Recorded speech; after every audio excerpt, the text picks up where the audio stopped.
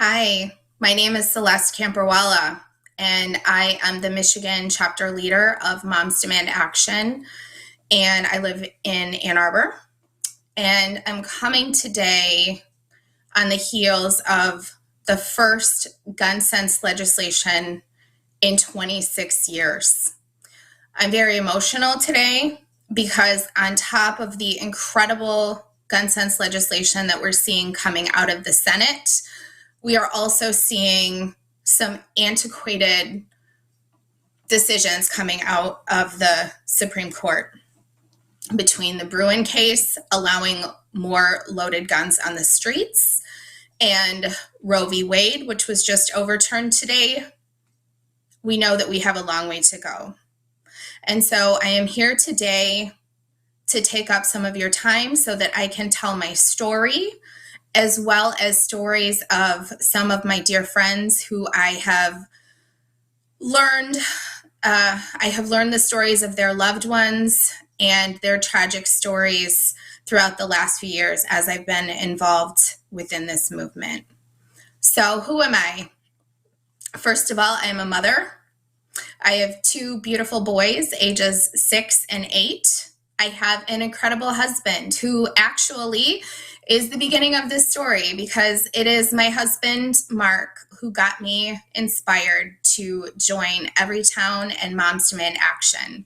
Because what I didn't know several years ago, when Mark encouraged me to join this movement, at the time I was extremely frustrated with the amount of mass shootings that were splashed all over the headlines. We know that the media sensationalizes these things, and in turn, they make folks like myself, who are prone to anxiety, feel scared to go out in public because we don't feel safe.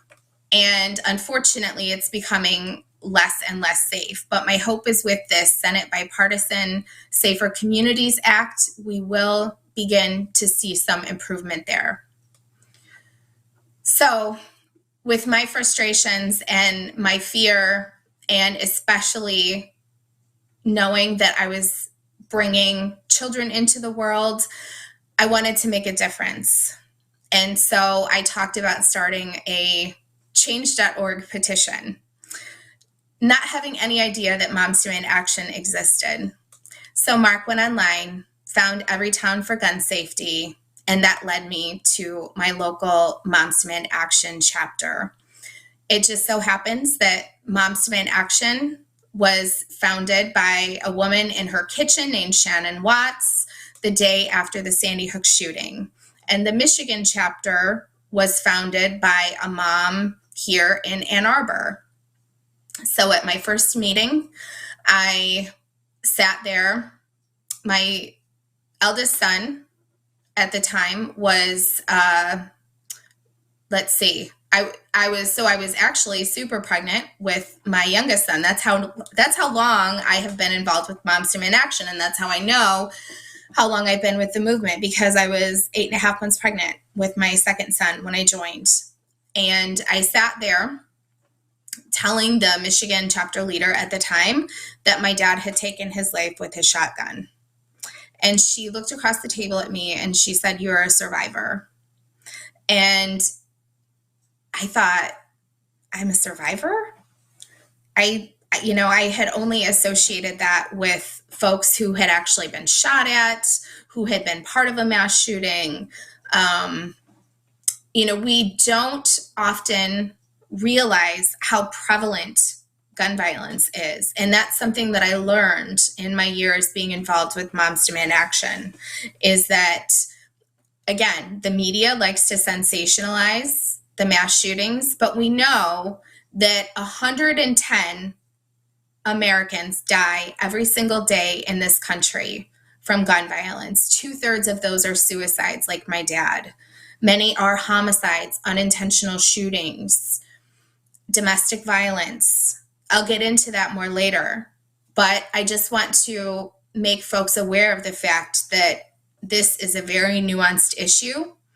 And so therefore, it's going to take a very nuanced approach. And the Bipartisan Safer Communities Act is just a start. So that's my story. And I always like to tell folks that we are anti-gun violence. You know, we have these politicians or folks who are, say, not necessarily in agreement with everything that we want, or they look at us and they think we are anti-gun, we're out to take their guns away. And that is absolutely not the case. We are pro Second Amendment. However, let's admit that the Second Amendment was written many, many years ago with muskets in mind, and guns have changed a lot since then. So, you know, I've heard the youth say the Second Amendment could be amended to fit our times. And I wholeheartedly agree with that. Nevertheless, we have many gun owners who are part of our movement.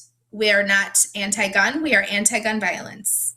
And my friends, if you know anyone who is pro-gun violence, then clearly they do not need to have guns. So that being said, I want to also point out the fact that we are the only industrialized nation to have this kind of a problem. If more guns made us safer, we'd be the safest country in the world. But quite frankly, we have a huge gun violence problem in this country. And so I want members of Congress, now let me be clear, I'm not speaking to members of Congress like Ted Cruz or Lauren Boebert or Marjorie Taylor Greene, because we know that they are completely off their rockers and they are never going to vote for gun safety. And we know also that they don't go by facts. I am speaking to the politicians and to anyone listening, any constituents of these politicians, anyone who's interested in being a part of this movement. I'm speaking to you, and I want to tell you about what we are doing to make a difference and to enact safer gun laws. And you too can be a part of this movement. So let me look at my notes here. So we know that our politicians, at least the ones who are not completely off their rocker and not on the side of common sense, you know, common sense is not so common. We know that the politicians know the right thing to do. We know that. But unfortunately, many of them are obsessed with money and power. And so we need to make sure that our voices are louder than the voices of the gun manufacturers, the NRA, the gun lobbyists, these folks who I frankly don't understand how they can sleep at night.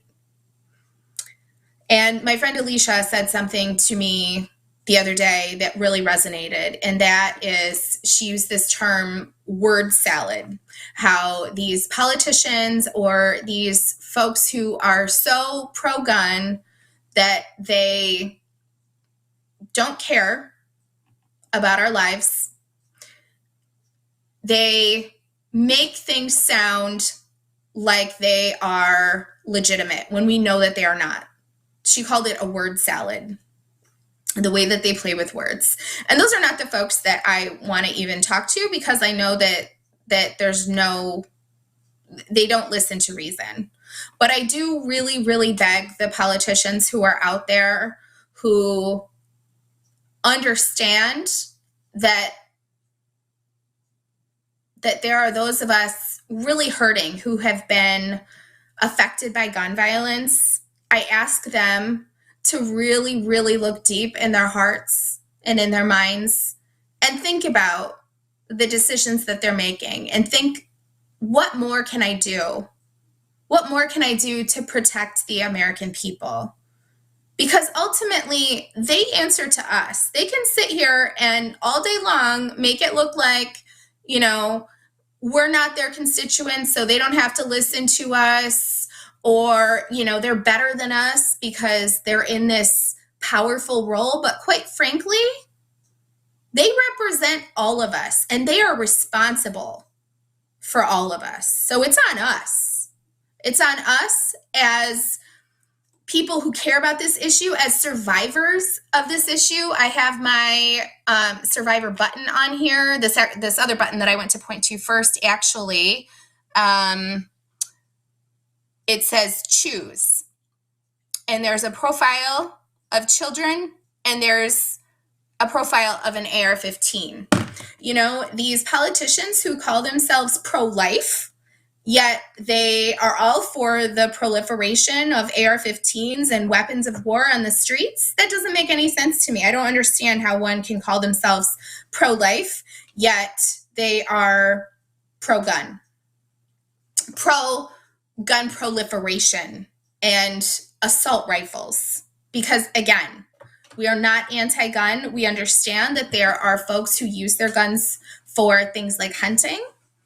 Those are not the folks who we are trying to do anything about. However, there are folks like my dad who had his shotgun in his apartment. And had I known that he had a shotgun in his apartment, had we had a red flag law in place, I could have petitioned to have that firearm taken away from him so that he would not harm himself. Those are the kinds of things that we are looking to do. And again, I ask any politicians watching who wonder, what more can I do? I'm telling you right now what you can do. Because those of us who have been through this know the pain, and we don't want it to happen to other people.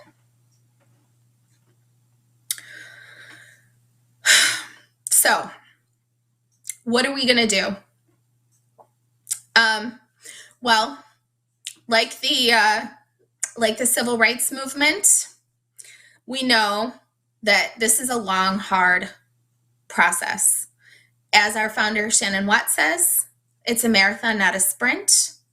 It's drips on a rock. It's making little changes here and there. And we know that this Bipartisan Safer Communities Act will definitely make a difference. And we say, if we can save one life, that's better than none. You know, these folks out there who are spewing all kinds of nonsense and saying, well, criminals are still going to get their hands on guns. Okay, that may be the case. However, if we can stop some of the criminals or some of the people who do not deserve to have firearms, then we've made a difference. And are you saying then that we should not try to make that we should just continue to let things be as they are? I don't think so. So these kinds of arguments that the right-wing extremists are trying to throw out there are completely bogus. So we have a website called Moments That Survive. And the Moments That Survive website, you can look it up. It's momentsthatsurvive.org. And it came out in 2020, in February of 2020. And we always, every single year since the last 3 years, in the month of February, we have advocated for folks to really check out the Moments That Survive website. And the reason why we choose the month of February is because by February, we've had more deaths in America, more gun deaths in America than our industrialized nations have had in their entire calendar year. Let me repeat that. By February 1st of every single year, we have more gun deaths in America than our peer nations have in their entire calendar year. It's unacceptable. Firearms have become the number one leading cause of death for children. It's horrific, and we have to change that. We don't have a choice. You know, people ask, our founder, Shannon Watts, I always love to quote her because she's got such great nuggets of wisdom. She was asked by one of her friends, you know, how can you keep going? How do you keep doing this? And she said to them, what other choice do I have? What's the other option? And again, I ask our politicians, what are you doing? What are you doing to make us safer?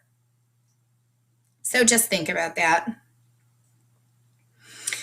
So speaking of the Moments That Survive website, I have written down some names and some stories that I would like to share with y'all, because these are people who are really near and dear to my heart, and I've grown to know and to love them.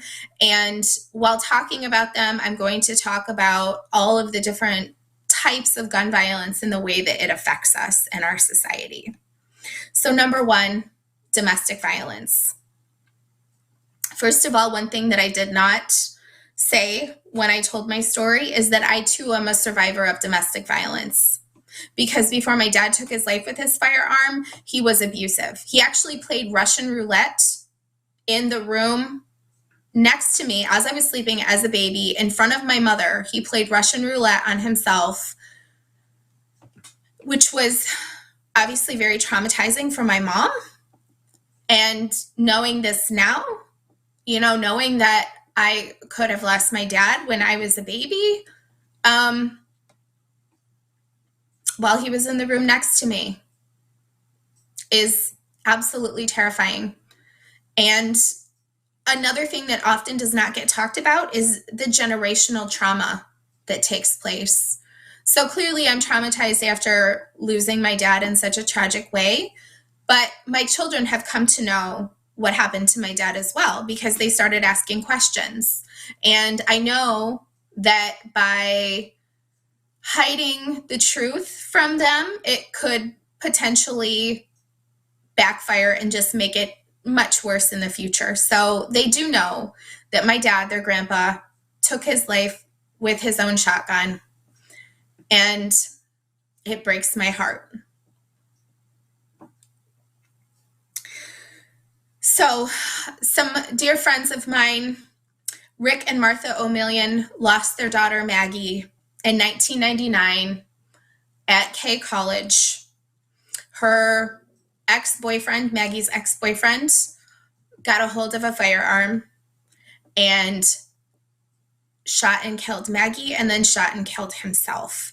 And here is where hopefully the Bipartisan Safer Communities Act will come into play, because we are now finally working to close what is known as the boyfriend loophole. And that is something that has enabled domestic abusers to go out and purchase firearms. Again, we are not trying to take away the gun rights of people who are responsible gun owners. We simply do not want firearms in the hands of people who are abusive or who are a threat to themselves. Full stop. I also have friends who have either been shot or threatened with a gun. My friend Leslie Washington in Missouri is a survivor of domestic violence. My friend Tanisha Ashakur here in Michigan is a survivor of domestic violence. And my friend Melody's own mother, Patricia, was killed by a gun in a domestic violence dispute. We have a long way to go on this issue, and we know that 70 women each month are shot and killed by their domestic abuser in America. So let's continue to keep working to make our communities safer from these domestic abusers. Unintentional shootings. So we have our Be Smart program, which actually I'm not going to talk about specifically because that is completely separate. However, we encourage all of our gun owners to be cognizant of where their firearms are and making sure that the firearms are completely locked up and the ammunition is kept separate. And there's instances there's way too many cases that we hear about in the media where toddlers get their hands on unlocked and loaded weapons, and they shoot either their siblings or a family member. But a couple of very specific cases of dear friends of mine. One is my friend Stephanie out in Nevada. Her son Dayla was 4 years old, and she was hit with a stray bullet and died. And I have a sunflower tattoo on my leg in her honor because the last picture that she drew, Stephanie, her mother, was of a sunflower. And all that Stephanie has to show now, the remains of her daughter, are her ashes in a box. And no one should have to live like that. My friend Pam Ladline here in Lansing, her daughter Michelle was killed with a stray bullet on the 4th of July because, newsflash, when you shoot a gun up into the air, the bullet has to come down. And if you negligently shoot a gun up into the air, you don't know where that bullet is going to land. And people like that need to be held accountable. And so my friend Pam lost her daughter Michelle after being shot with a stray bullet on the 4th of July. Someone just celebratory shooting led to tragedy.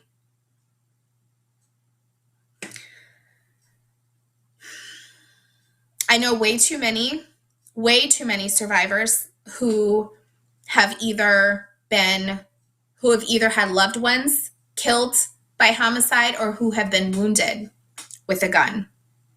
And as we know, this mostly affects our Black and brown communities. Black Americans are 10 times more likely to be shot and killed with a gun than white Americans, and they're twice as likely to be shot at by police than white Americans. Again, we have a long way to go. So my friends Regina and John, their son Trey, I have, matter of fact, you may have seen my bracelets as I'm talking here. Many of these wristbands represent loved ones. I've got my own dad on here. I've got Regina and John's son Trey's wristband on here. Their son Trey was murdered. And something that they said really made me think and want to also convey this message. And that's that they've often been asked, well, was he part of a gang? And the message that they want to share is that, there's many Black and brown folks who are shot and killed in this country because of the proliferation of guns and because of the gun violence issue that we have. And they had nothing to do with a gang. So think twice.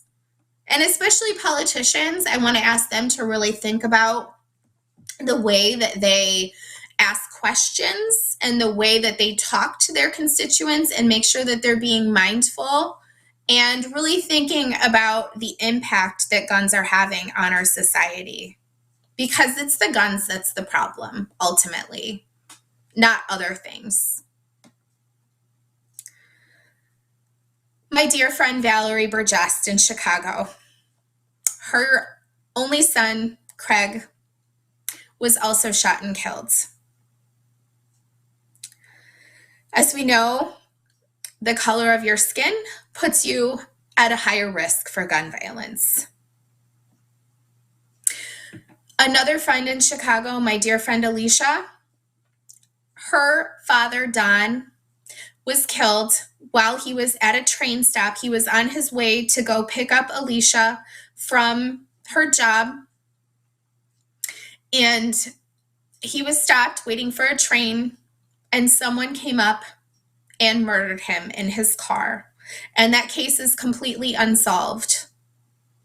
And that's another issue that we have is the unsolved murder case, the unsolved murder rate, especially in the city of Chicago, is astronomical.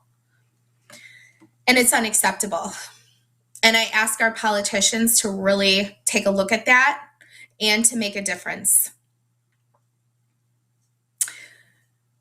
And as I mentioned, I have friends whose loved ones have been wounded. And I have friends who have been wounded to gun violence as well. I am constantly in awe of my friend Deandra, who constantly posts pictures of her incredible son, Dre. He went to a birthday party, and when he was just a teenager, he was hit with a bullet. Somebody, I believe, shot into the house, and he was hit with this bullet, and he now lives completely paralyzed and unable to do many things because of this gun wound in his body. And Deandra takes care of him, and she does things as a mom that would just, like I said, I'm just in awe of her. And I want if any politicians are listening to this, I want them to I want them to understand what guns do and the impact that they have on our lives, not just for those of us who have lost our loved ones, but for those of us who are living with the after effects of it, the trauma.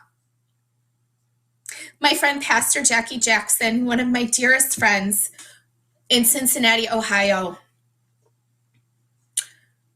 he was shot when he was just 10 years old by a neighbor. They were just playing a game, and the neighbor shot at him.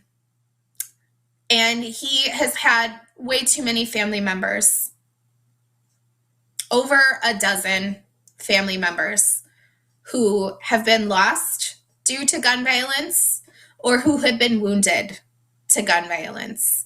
And he used to work as a homicide rapid response in the city of Cincinnati.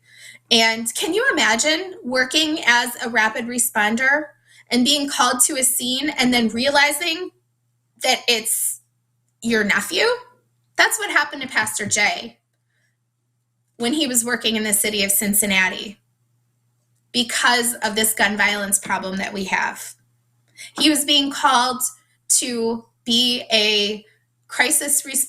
on part of a crisis response team for his loved ones in the city.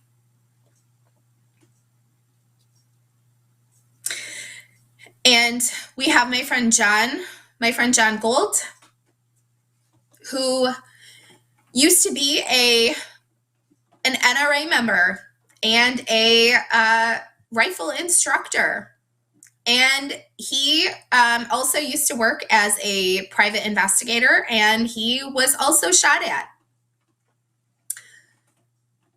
But he, after the industry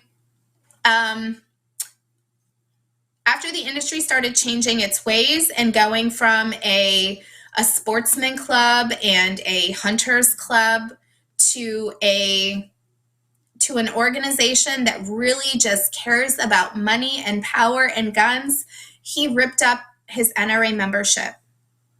Now, he's still a gun owner. He's actually involved with Giffords, gun owners, Giffords for gun safety, named after the incredible Gabby Giffords, who was shot at in Arizona, as we know. And we are all in awe of the work that she does and the fact that she has worked so hard after being shot in the head to come back and make such a difference and be a voice for change. We have the LGBTQ community, which is one of the communities more impacted by gun violence as well. 3 out of 4 transgender deaths are by gun. And we know that there's folks out there who are targeting trans people. And so I want to share my love with them and let them know that they are not alone and that trans lives matter. The Pulse nightclub shooting in 2016 hit me extremely hard because as a member of the LGBTQ community, when I was in college and shortly after, I found myself going to gay clubs and having the time of my life with my friends and, being able to be myself. Everyone should be able to be their self. No one should be scared to be their self, but unfortunately, we know that that's just not the case in this country. And so the Pulse nightclub shooting, I know of a couple of friends who lost their loved ones there. One is my friend Sarah Grossman in Colorado. Her best friend Drew, was murdered at the Pulse nightclub. My friends Fred and MJ Wright, their son Jerry, was also murdered there. And so I want to really honor the LGBTQ community, and I want to ask our politicians and our activists to advocate for their voices. Mass shootings. One of the wristbands that I have on, this is actually the start of my wristband collection. And my friend Richard Martinez in California inspired me to start wearing wristbands on my arm, just like he does. And this one says "Not One More," and it has his son Christopher's name on the other side of it with a basketball, because Chris liked playing basketball.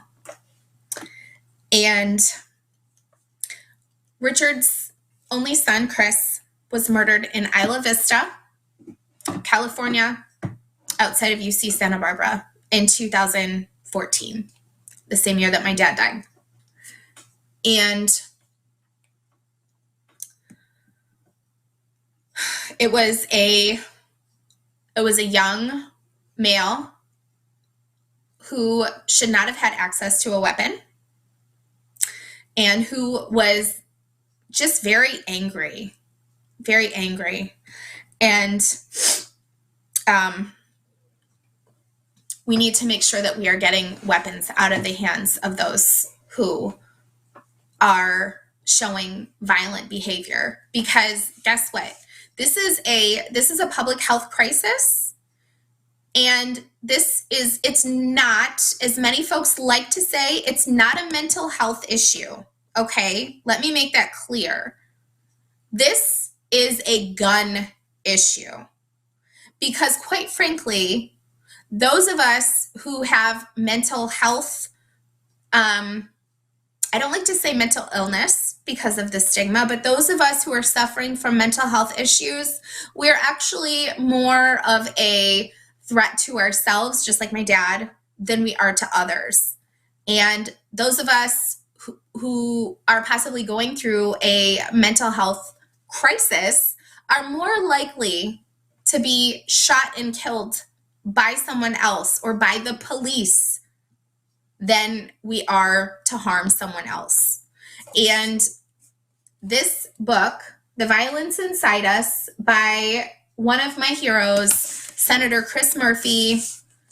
Chris Murphy has been at the heart and soul of our movement since day one, I should say since Sandy Hook, because this has been going on for a long time. But Chris Murphy talks about in his book the violence problem that we have, and that his blood just boils when people talk about how it's a mental health issue, because that puts such a stigma on those of us who are already suffering.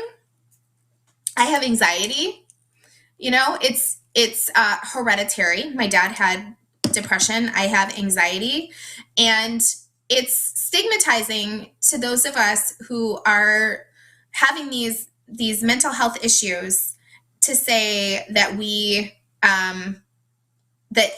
it's the mental health issues are causing the mass shootings and the gun problems. No, the guns are causing the gun problems and the mass shootings and the domestic violence and the suicide and. So, and another perfect case, actually, I have two more cases talking about suicide. That is my dear friend Gwen here, also in Michigan, whose son Jonah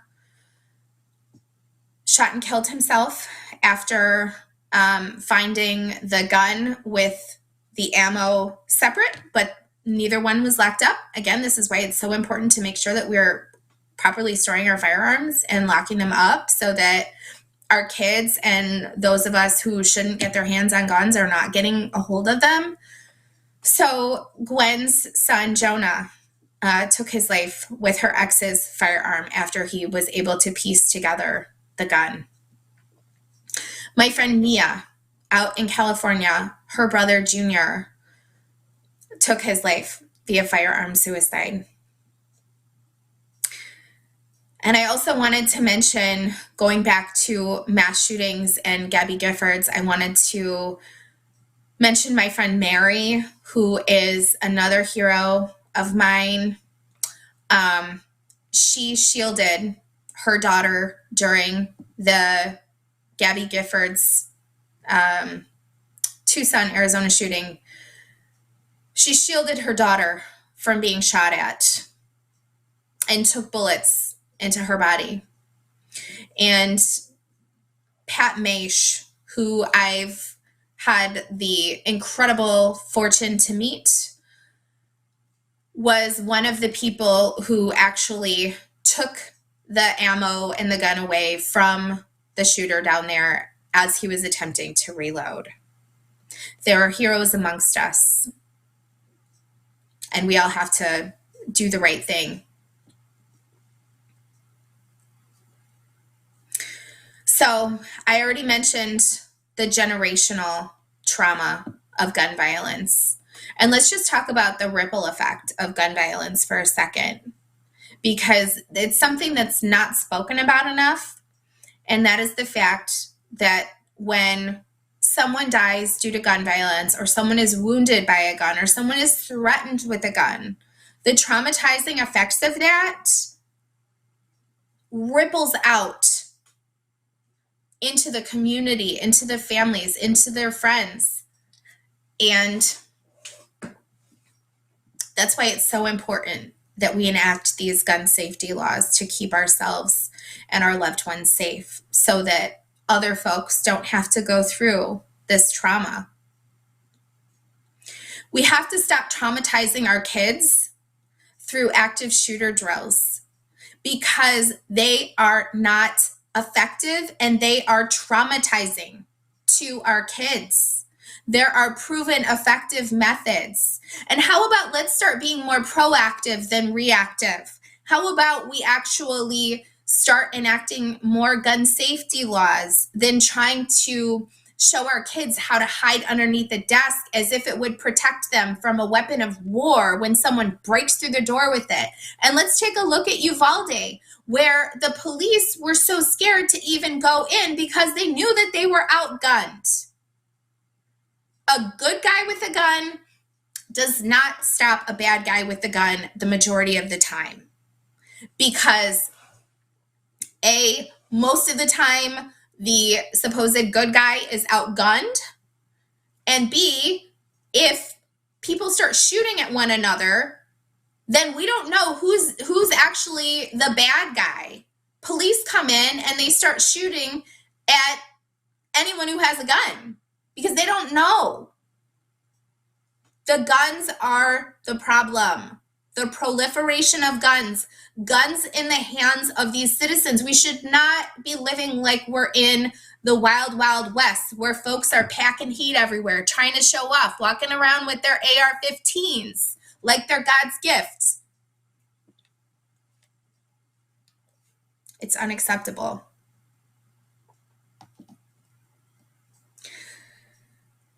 So, again, the bill that just passed the Senate is a good start. But we need background checks on all gun sales. All gun sales. We need red flag laws, as I mentioned, and we need safe storage laws so that we can prevent these tragedies from happening. We need to ban assault weapons. Again, choose between children or assault rifles. You can't call yourselves pro-life and be pro-assault rifle. There's one place for assault rifles, and that is in war. These were completely built for our soldiers to use on the battlefield. They were not meant for our everyday citizens to walk around feeling like they have some semblance of power because they have this weapon of war that they're carrying around strapped to their bodies. It is unacceptable. It is terror-inducing. It is domestic terrorism.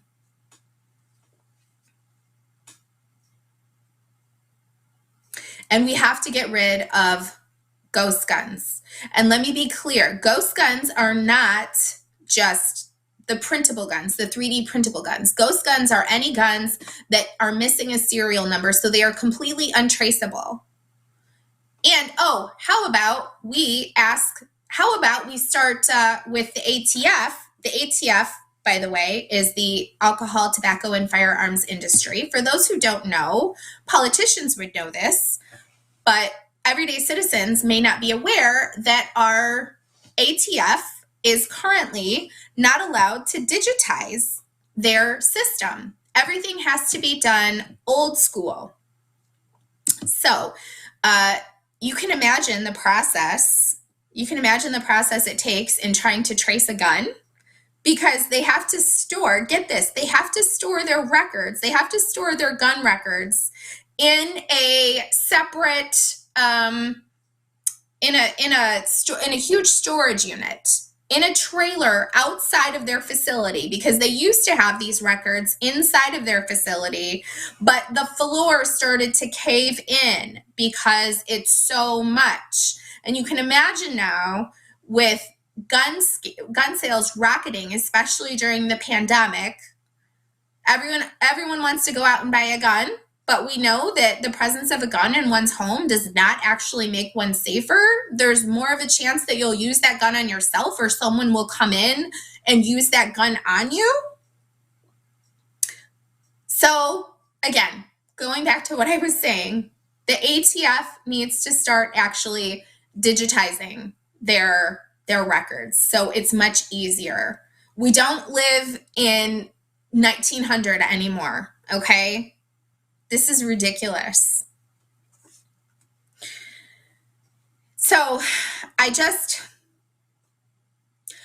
ask that for those listening who have the power to make a difference, do everything you can to continue fighting this good fight. Don't give up. Don't be discouraged. We need to vote out the legislators who clearly care more about their guns, their money, and their power than they do about our lives. We need to stop wasting our time in calling them out, because quite frankly, they don't care. So let's refocus our energies, friends, on the politicians who actually do care about us, and let's replace the ones who don't. Run for office. Run for office. And most importantly, my last message to everyone is to take care of yourselves during this time. I'm a huge advocate for self-care. And in this moment, in this incredible, incredible moment of the first gun sense legislation coming forth in 26 years, yet at the same time, the Supreme Court making horrible decisions that we know will cause people to die, we need to make sure that we are taking time for a deep breath, we are drinking lots of water, and we are taking time for ourselves. Thank you very much. Again, my name is Celeste Kanpurwalar, and I am from Ann Arbor, Michigan.